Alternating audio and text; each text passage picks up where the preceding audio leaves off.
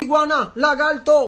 Los reptiles. Los reptiles son animales vertebrados que se clasifican en lagartos, también llamados saurios, cocodrilos, serpientes, también llamados ofidios, y tortugas, también llamados quelonios. Esta clase de animales son los ancestros de los mamíferos y aves. Los reptiles surgieron de alguna clase de anfibios, pero se desconocen los detalles de sus comienzos. Los restos más primitivos conocidos han sido hallados en los comienzos del Carnívoro superior. Eran pequeños animales terrestres con cierto parecido a los lagartos. Poseen una piel gruesa protegida por una capa córnea protectora de escamas, o también algunos llevan caparazón. Su reproducción es ovípara. Esto se refiere a que se reproducen mediante huevos. Su respiración es pulmonar durante toda su vida, incluso cuando son embriones. Estos son animales medio acuáticos. Esto se refiere a la adaptación total de la vida terrestre y acuática. Estos son animales de sangre fría. Se conocen aproximadamente unas 8.000 especies de reptiles en todo el mundo. La ciencia que se encarga de estudiar a estos animales y a los anfibios es la herpetología. Los reptiles son tetrápodos. Presentan desde movimientos diagonales, como en el caso de las tortugas terrestres, secuencias laterales de las extremidades, como en el caso de los cocodrilos. Los reptiles desempeñan un papel clave en el flujo de la energía y el ciclo de los nutrientes, tanto ambientes acuáticos como terrestres. También estos organismos pueden regular la dinámica de los ecosistemas acuáticos al reducir los índices de eutrofización, ya que son herbívoros y carnívoros. Los peces son animales vertebrados que viven en ambientes acuáticos. Hay dos tipos de clasificaciones muy utilizadas para agrupar a los peces. En primer lugar, la más sencilla es la clasificación de los peces atendiendo a su hábitat. Peces de agua dulce. Estos peces viven en ríos, arroyos, lagos y lagunas. Un ejemplo de ellos son los barbos, con barbas que les permiten buscar comida entre los sedimentos del lecho de los ríos. Después tenemos a los peces de agua salada. Los peces de agua salada viven en los mares y océanos. Según en qué parte del océano se encuentren, distinguimos entre pelágicos, bentopelágicos y bentónicos. Los peces pelágicos se desarrollan en aguas cercanas a la superficie o a profundidad media, hasta 200 metros. Estos son buenos nadadores y se desplazan formando bancos de peces. Dos ejemplos son el boquerón y el atún. Después tenemos a los peces bentopelágicos. Estos habitan en aguas profundas, cercanas al fondo marino, pero no directamente sobre él, como la merluza.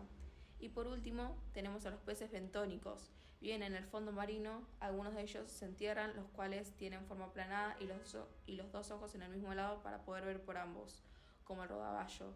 Y otros viven sobre rocas, como el besugo. Después tenemos a los peces diadromos. Los peces diadromos son peces migratorios que se desplazan entre las aguas dulces y el mar. Un ejemplo conocido es el salmón. Los peces también se clasifican por cómo se conforman, que pueden ser peces ciclostomata, peces cartilaginosos y peces óseos.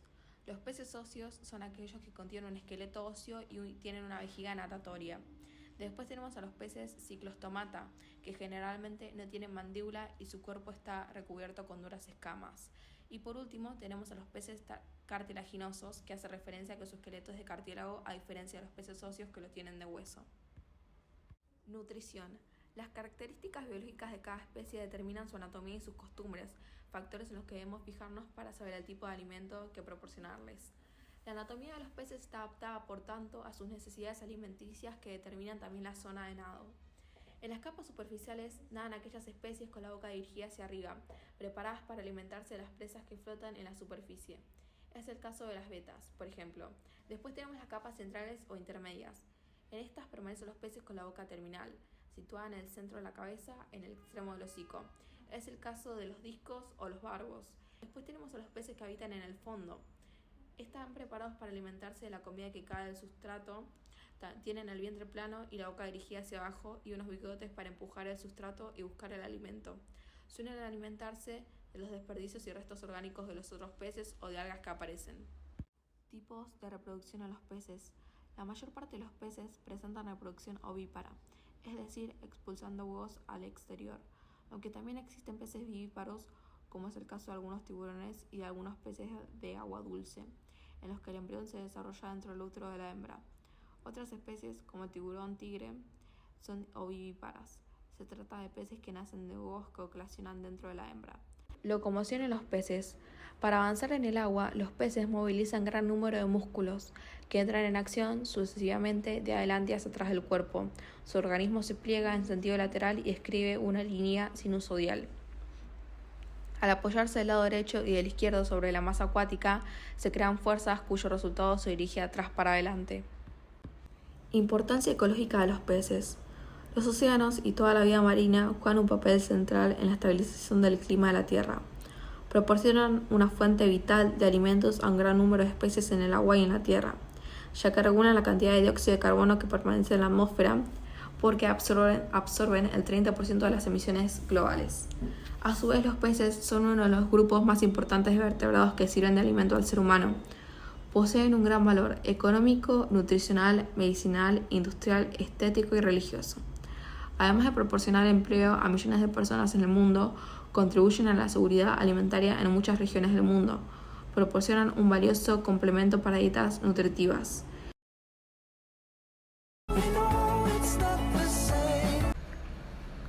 Los anfibios. Los anfibios se dividen en 3 grupos. Anura. Son un grupo de anfibios en el cual se incluyen las ranas y sapos. Representan un cuerpo corto y muy ensanchado, y por tener las patas posteriores más desarrolladas que sirven para el salto. Caudata. Los caudatas son similares a los lagartos, pero se distinguen fácilmente ya que no tienen escamas. Gimnofonia. Su apodo más conocido es Cecilias.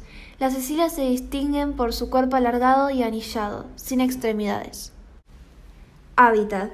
La mayor parte de esta especie vive en los ambientes templados o en lugares con agua dulce. Nutrición. Los anfibios adultos son carnívoros cazadores. Comen cualquier cosa que se mueva, incluyendo mamíferos pequeños y otras especies de anfibios. Reproducción. Los anfibios existen especies con fecundación externa, anuros, y con fecundación interna, cecilias, y si bien la mayoría son ovíparas, también existen especies vivíparas. Locomoción. Los anfibios crecen como larvas acuáticas o renacuajos, se desplazan mediante la cola y respiran por branquias. Cuando las larvas crecen sufren una metamorfosis para transformarse en adultos. Pierden las branquias y las aletas y desarrollan 4 patas para desplazarse por la tierra y pulmones para respirar aire. Importancia ecológica. La importancia ecológica de los anfibios es que transmiten los nutrientes de medios acuáticos a terrestres y controlan las plagas de insectos.